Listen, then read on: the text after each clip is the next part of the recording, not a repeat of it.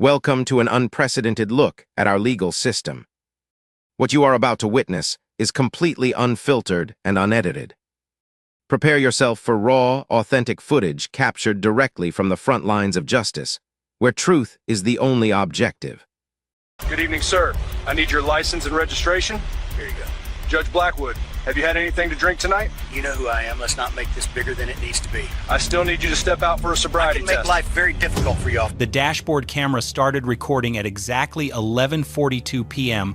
on a quiet Tuesday evening. What began as a routine traffic stop on Highway 35 would soon become one of the most shocking encounters in law enforcement history, exposing a web of corruption that reached the highest levels of the justice system and ultimately resulted in a settlement so massive it would shake the foundations of an entire county.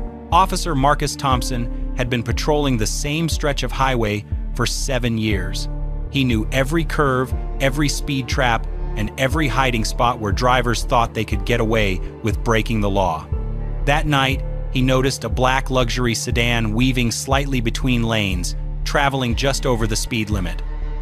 Nothing too dramatic, but enough to warrant a stop. He flipped on his lights and pulled the vehicle over near mile marker 23. What Officer Thompson didn't know was that the man behind the wheel was Judge Richard Blackwood, a 8-year-old circuit court judge who had been presiding over cases in the county for over 2 decades. Judge Blackwood was known for his harsh sentences, his zero-tolerance policies, and his reputation for being tough on crime. He was also someone who believed the rules applied to everyone except himself. As Thompson approached the vehicle, his body camera captured every detail. The driver's window rolled down slowly, and Thompson could immediately smell alcohol. The man behind the wheel was well-dressed, wearing an expensive suit even at this late hour, and his eyes were bloodshot. Thompson asked for the standard documents: license, registration, and insurance. The driver handed over his license, and Thompson's expression changed slightly when he saw the name Judge Richard Blackwood. Thompson had appeared in this man's courtroom numerous times over the years, testifying in cases where Judge Blackwood had handed down sentences that sometimes seemed unusually harsh. But tonight, the judge was just another citizen who appeared to be driving under the influence. Thompson returned to his patrol car to run the license and registration. What he found in the system would later become crucial evidence. Judge Blackwood had 3 previous incidents on his record that had mysteriously been dismissed or reduced to minor infractions. 2 DUI charges from different counties had somehow disappeared from his record, and a reckless driving charge had been reduced to a simple speeding ticket. Someone had been protecting the judge, and that protection was about to run out. When Thompson returned to the vehicle, Judge Blackwood immediately tried to assert his authority. He told the officer that he was a sitting judge and that this stop was unnecessary. He suggested that Thompson should let him call someone to pick him up, rather than going through with any formal procedures. Thompson remained professional and explained that he needed to conduct field sobriety tests because he suspected the judge had been drinking. Judge Blackwood refused the tests. He became increasingly agitated and started making veiled threats about Thompson's career. He mentioned how officers who didn't show proper respect in his courtroom sometimes found their cases dismissed on technicalities. He talked about how he remembered faces and how cooperation worked both ways in their county's justice system. Thompson remained calm throughout this exchange. He had dealt with intimidation before, but never from someone in such a position of power. He continued following proper procedure and informed Judge Blackwood that refusing the sobriety tests would result in an automatic license suspension and arrest for DUI. The judge's response was both shocking and revealing. Judge Blackwood pulled out his cell phone and started making calls. First, he called the county sheriff, speaking to him by his first name and demanding immediate intervention. When that call didn't produce the results he wanted, he called the district attorney's office, leaving a voicemail that would later be used as evidence of attempted corruption. Finally, he called someone he referred to only as his contact at the state level. All of these conversations were recorded by Thompson's body camera. In each call, Judge Blackwood made it clear that he expected his position to protect him from consequences.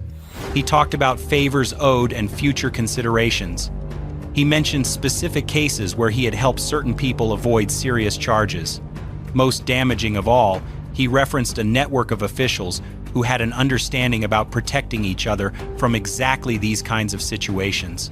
Thompson continued with the arrest procedure. He called for backup and a supervisor to ensure everything was handled by the book. When backup arrived, Judge Blackwood's attitude shifted dramatically. He began offering bribes directly, first suggesting that Thompson might benefit from favorable treatment in future court appearances, then escalating to promises of career advancement and finally to outright cash offers. Officer Sarah Martinez arrived as backup, and her camera captured Judge Blackwood attempting to bribe both officers.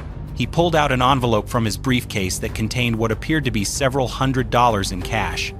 He told both officers that this was just a token of appreciation for their discretion, and that much more significant rewards awaited if they simply forgot about this incident.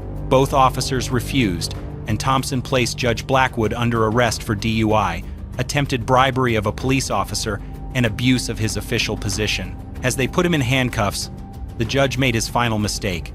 He started naming names, threatening to expose what he called a system of mutual protection that involved judges, prosecutors, police chiefs, and elected officials throughout the region. The arrest footage showed Judge Blackwood in the back of the patrol car, making phone call after phone call to people he believed would intervene on his behalf.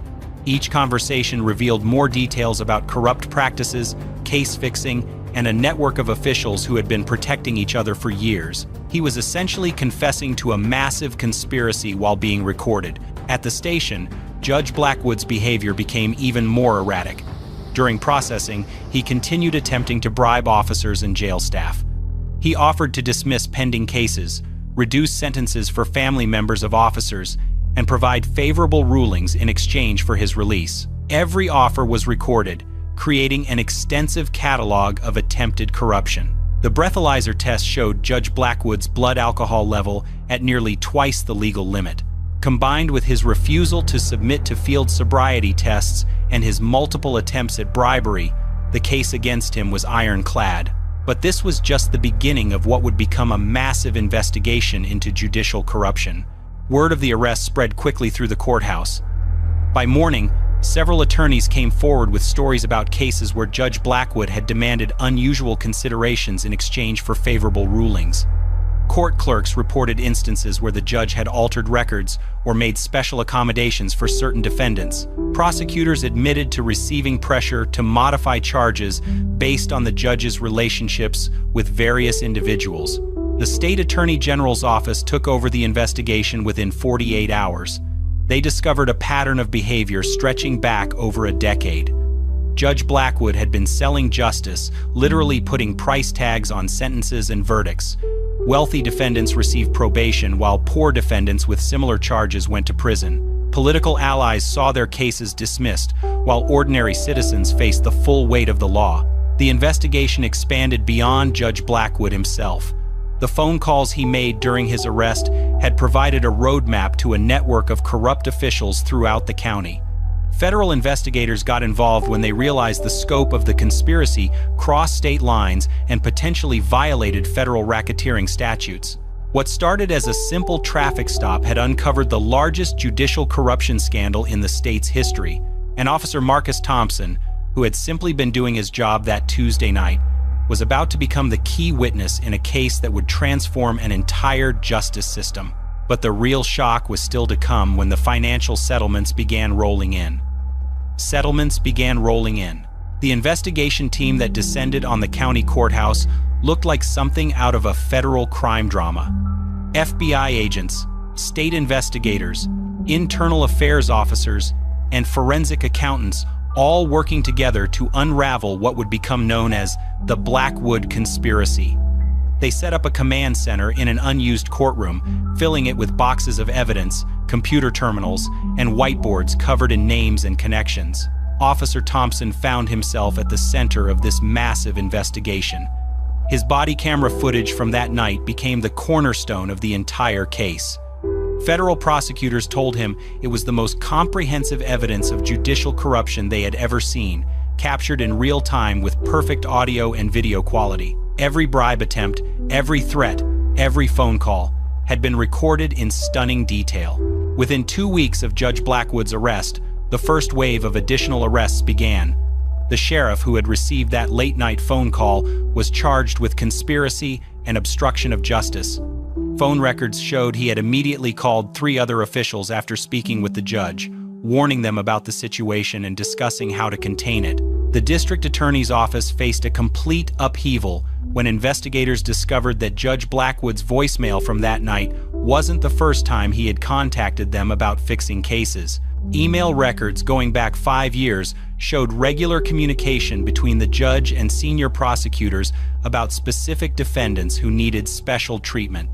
Money had changed hands, political favors had been traded, and justice had been bought and sold like any other commodity. Court records became crucial evidence as investigators worked backwards through thousands of cases. They found patterns that were impossible to ignore. Defendants represented by certain law firms consistently received lighter sentences than similar cases. Wealthy individuals with no prior criminal history somehow received probation for serious felonies, while first-time offenders from poor neighborhoods went to prison for minor infractions. One case that particularly shocked investigators involved a drunk driving incident where a prominent businessman had killed a family of 3. Judge Blackwood had accepted a plea deal that resulted in just 18 months in minimum security prison and a fine that amounted to pocket change for the defendant. The family survivors had never understood why justice seemed so hollow until investigators showed them the financial records, proving that substantial payments had been made to ensure that light sentence. The forensic accountants discovered Judge Blackwood's corruption went far beyond simple bribery. He had been operating what essentially amounted to a criminal enterprise from his courtroom. Bank records showed deposits that coincided perfectly with controversial rulings. Expensive gifts appeared in his possession right after major cases were decided in unexpected ways. He had been living far beyond what his judicial salary could support, funding a lifestyle that included luxury cars, expensive vacations, and a mansion that cost more than he could legally afford. But perhaps the most disturbing discovery was how systematic the corruption had become. Judge Blackwood kept detailed records of his illegal activities, apparently believing his position made him untouchable. Investigators found notebooks listing defendants, the amounts paid for favorable treatment, and even a rating system for how much different types of cases were worth. Murder cases commanded the highest prices, followed by major financial crimes, while drug offenses and theft charges had standardized rates. The ripple effects spread throughout the legal community as attorneys came forward with their own experiences. Some admitted to participating in the corruption, paying bribes to ensure their clients received favorable treatment. Others revealed they had been threatened or pressured to participate in the scheme. Several lawyers described being told their clients would face harsher sentences if they didn't play along with the judge's demands. Public defenders were particularly affected by these revelations. Many of their clients had received disproportionately harsh sentences, not because of the severity of their crimes, but because they couldn't afford to pay for better treatment. Families who had watched their loved ones disappear into the prison system for years suddenly understood why justice had seemed so unfair, why their pleas for mercy had fallen on deaf ears. The psychological impact on Officer Thompson was significant. He had testified in Judge Blackwood's courtroom dozens of times over the years, watching as the judge handed down sentences that sometimes seemed excessive. Now he understood that those harsh sentences weren't about justice or deterrence. They were about maintaining the judge's reputation for being tough, while the real money-making cases received secret special treatment. Media attention intensified as more details emerged. Television news crews camped outside the courthouse, interviewing anyone willing to speak about their experiences with Judge Blackwood. Former defendants and their families shared stories of sentences that had never made sense, of watching wealthy defendants walk free while they or their loved ones faced years in prison for lesser crimes. The State Bar Association launched its own investigation into every attorney who had practiced before Judge Blackwood's court. They needed to determine who had been victimized by the corruption and who had been complicit in it. Several prominent law firms found themselves under scrutiny as investigators followed the money trail that connected legal fees to judicial outcomes. Local politicians faced intense pressure to explain how such extensive corruption had gone undetected for so long. County commissioners, city council members, and state representatives all claimed ignorance, but investigators found evidence that some had received warnings about Judge Blackwood's behavior over the years. Complaints had been filed and ignored, rumors had been dismissed, and whistleblowers had been silenced. The jail where Judge Blackwood was being held became a focal point of public attention. Other inmates, many of whom had appeared before him in court, recognized the irony of their former judge now wearing the same orange jumpsuit they had worn. Stories leaked out about how the judge was struggling to adjust to incarceration, reportedly asking for special accommodations and expressing shock that he was being treated like any other prisoner. As the investigation expanded, federal prosecutors began building what they described as an airtight case. They had recordings, financial records, witness testimony, and a clear pattern of criminal behavior stretching back more than a decade. The evidence was so overwhelming that even Judge Blackwood's high-priced defense team was reportedly advising him to consider a plea agreement. The scope of the civil lawsuits that began filing was staggering. Hundreds of former defendants and their families retained attorneys to sue not just Judge Blackwood, but the entire county system that had allowed his corruption to flourish. The potential financial liability was estimated in the hundreds of millions of dollars, threatening to bankrupt the county government. Insurance companies that provided coverage for the county's legal liabilities began their own investigations, trying to determine whether the systematic nature of the corruption voided their policies. The financial implications were becoming clearer every day, and county officials were starting to realize that the true cost of Judge Blackwood's crimes would extend far beyond his personal accountability. Officer Thompson continued his regular patrol duties, but his life had changed dramatically. He was receiving death threats from people connected to Judge Blackwood's network, requiring additional security measures. At the same time, he was being hailed as a hero by reform advocates who saw him as the honest cop who had finally exposed a system of corruption that many had suspected, but no one had been able to prove. The federal investigation was revealing connections that reached into neighboring counties and even other states. Judge Blackwood's network had tentacles stretching far beyond what anyone initially imagined. Federal investigators discovered that similar corruption schemes were operating in 3 neighboring counties, all connected through a system of mutual protection and shared profits. Judges, prosecutors, and law enforcement officials had been trading favors across jurisdictional lines, ensuring that wealthy defendants could literally shop for the most favorable court system. The evidence kept mounting as digital forensics teams analyzed thousands of emails, text messages, and financial transactions. They found encrypted communications between Judge Blackwood and officials in other states, discussing the transfer of high-profile defendants to courts where outcomes could be guaranteed for the right price. What had started as local corruption had evolved into an interstate criminal enterprise. Officer Thompson was called to testify before a federal grand jury, where prosecutors walked him through every detail of that Tuesday night traffic stop. His testimony was crucial because it demonstrated that Judge Blackwood's corruption wasn't limited to his courtroom behavior. The judge had attempted to corrupt a police officer in real time, offering bribes and making threats that revealed the depth of his criminal mindset. The grand jury proceedings were sealed, but word leaked that additional indictments were coming. Court clerks reported unusual activity as federal marshals began serving subpoenas to officials throughout the region. Bank records were seized, computer systems were imaged, and safe deposit boxes were opened under federal warrants. Meanwhile, the civil litigation was gaining momentum at an unprecedented pace. Class action lawsuits were filed representing thousands of defendants who had appeared before Judge Blackwood over his 20-year career. Personal injury attorneys, wrongful conviction specialists, and civil rights lawyers all descended on the county, signing up clients who had been victimized by the corrupt system. One particularly devastating lawsuit was filed by the family of Marcus Rodriguez, a 19-year-old college student who had been sentenced to 15 years in prison for a non-violent drug offense. Court records showed that Judge Blackwood had received a significant payment from a private prison company just days before sentencing Rodriguez to the maximum possible term. The young man had already served 4 years of his sentence before the corruption was exposed. The private prison angle added another layer to the scandal. Investigators discovered that Judge Blackwood had been receiving regular payments from correctional corporations in exchange for ensuring high occupancy rates. His harsh sentences weren't just about individual bribes.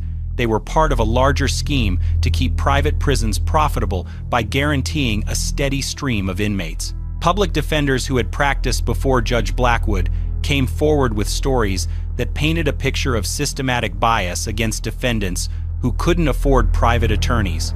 They described how the judge would schedule cases involving wealthy defendants at convenient times while forcing public defender cases into rushed proceedings with inadequate preparation time. The financial audit of Judge Blackwood's personal assets revealed a lifestyle funded entirely by corruption. His salary as a judge was approximately $150,000 per year, but investigators found evidence of expenditures exceeding $2 million annually.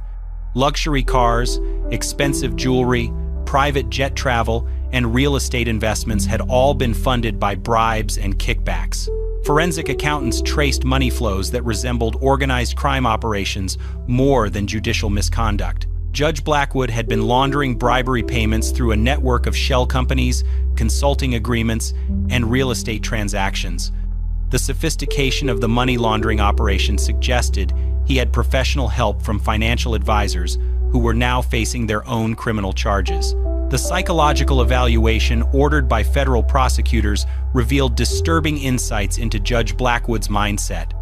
He genuinely believed that his position entitled him to operate above the law, viewing bribery not as corruption, but as appropriate compensation for his judicial services.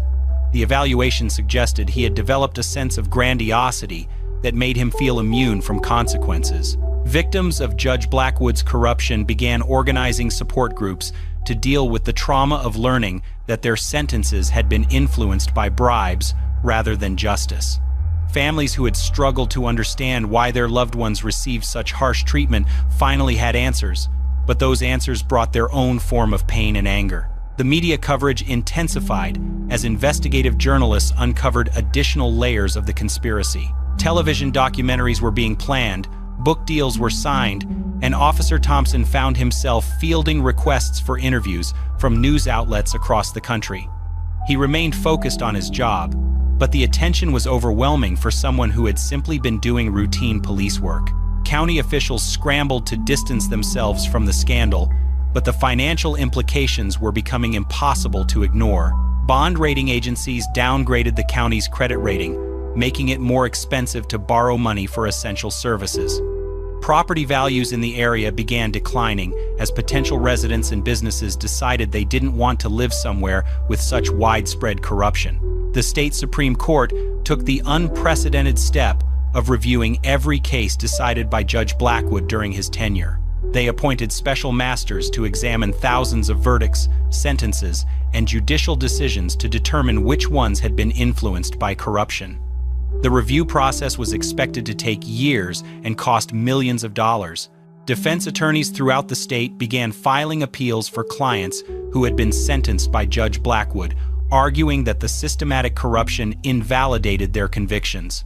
Prosecutors found themselves in the impossible position of trying to defend verdicts that may have been purchased rather than earned through proper legal proceedings. The federal investigation expanded to include the selection and appointment process for judges in the state. Investigators wanted to understand how someone with Judge Blackwood's character had been elevated to the bench and whether similar problems existed in the vetting system.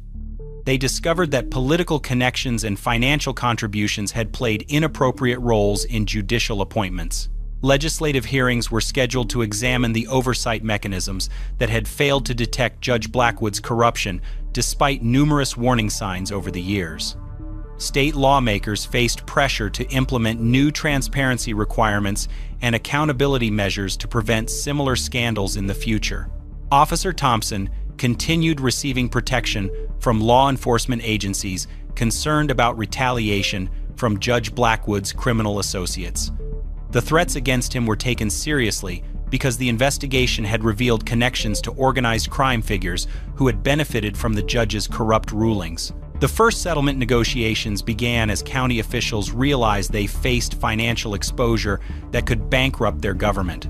Insurance companies were refusing to cover claims related to intentional criminal acts, leaving taxpayers responsible for potentially hundreds of millions of dollars in damages. Legal experts were calling it the largest judicial corruption scandal in American history, with implications that would reshape how courts operate throughout the country. The case that started with Officer Thompson's routine traffic stop had exposed systemic problems that demanded fundamental reforms to the justice system.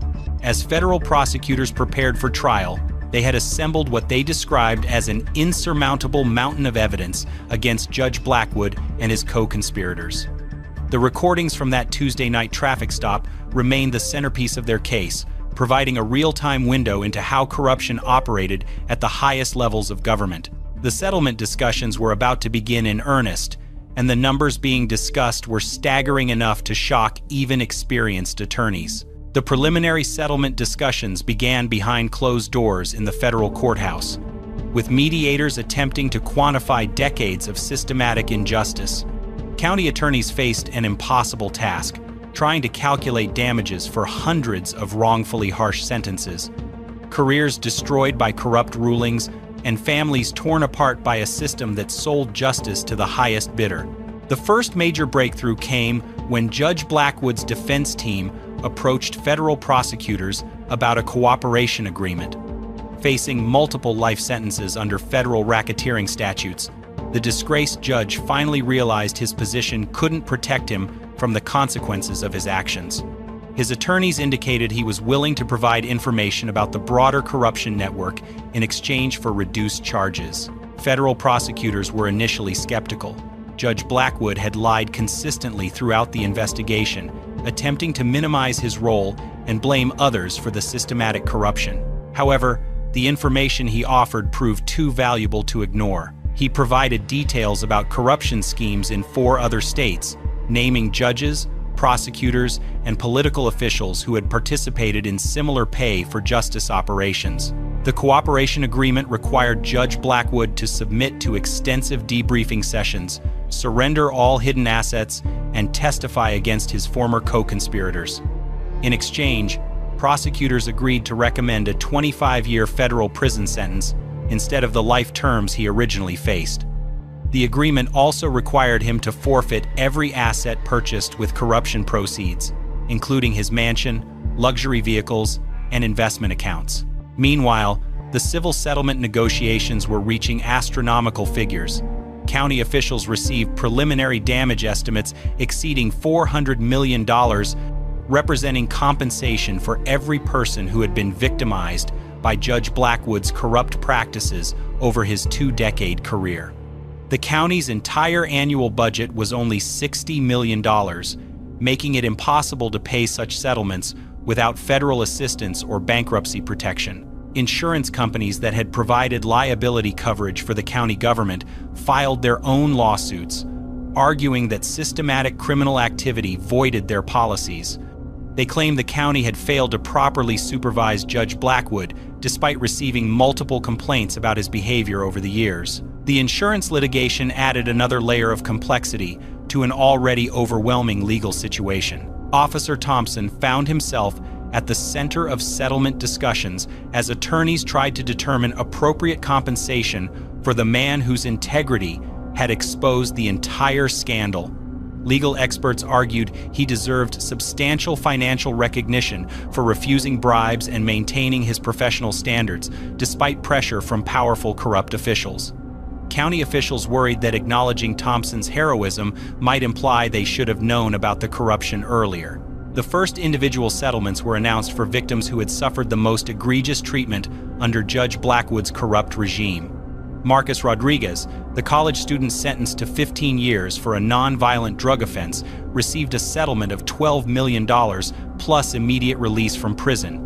His family's attorney described the payment as acknowledgement that no amount of money could restore the 4 years of his life stolen by corruption. Private prison companies faced their own legal challenges as investigators revealed the extent of their involvement in Judge Blackwood's scheme. Congressional hearings were scheduled to examine how profit motives had corrupted the justice system, with lawmakers demanding explanations for contracts that essentially paid judges to keep prisons full. Stock prices for correctional corporations plummeted as investors realized the financial exposure from participating in illegal activities. The ripple effects extended throughout the legal profession as bar associations in multiple states launched investigations into attorneys who had practiced before corrupt judges. Some lawyers faced criminal charges for actively participating in bribery schemes, while others lost their licenses for failing to report obvious corruption they had witnessed. Law schools began revising their ethics curricula to address the systematic failures revealed by the investigation. Victims' families organized advocacy groups demanding reforms to prevent similar corruption in the future. They pushed for mandatory body cameras in all judicial proceedings, independent oversight of judicial conduct, and automatic review processes for cases involving unusually harsh sentences. Their efforts gained national attention as politicians recognized the need for comprehensive justice system reforms. Officer Marcus Thompson's routine traffic stop on that Tuesday night proved that integrity and courage can triumph over even the most sophisticated corruption. Judge Blackwood received his 25-year federal sentence, paying back over $50 million in stolen assets, while the county ultimately settled for a staggering $600 million to compensate victims of his criminal enterprise. Thompson was promoted to detective and continues serving his community, knowing that sometimes doing the right thing can change everything. The case stands as a reminder that justice, though sometimes delayed, will eventually find those who believe they're above the law. This case was brutal, but this case on the right-hand side is even more insane. Welcome back. We are here to relentlessly pursue the truth and hold those in power accountable. Because while words can be twisted, the records simply do not lie. Thank you for joining us today.